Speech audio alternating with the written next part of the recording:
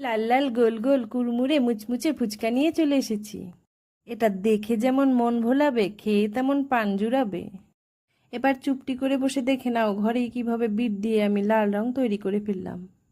এবার থালায় দাও বেশি করে সুজি, তাতে দাও 1/3 ময়দা, তাতে দাও অল্প অল্প লবণ, আর তেল দিয়ে মেখে চটকে লাল রং দিয়ে মেখে নাও সুন্দর করে।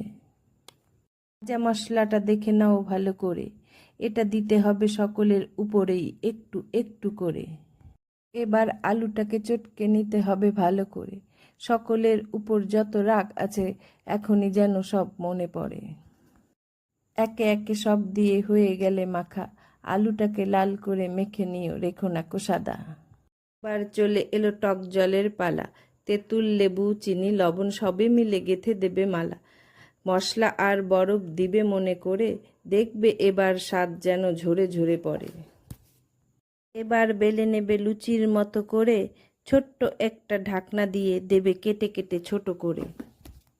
কাটার পরে একটু শুকিয়ে নেবে রোদে বা হাওয়ায়, তবে দেখবে সবগুলো ফুচকা কিভাবে ফুলে ফুলে যায়। জিভে জল মুখে হাসি, ফুচকা হলেও স্বাস্থ্যকর করেই খাচ্ছি বাড়িতে বসি। এরকম আরও ভিডিও পেতে অবশ্যই লাইক ও সাবস্ক্রাইব করুন।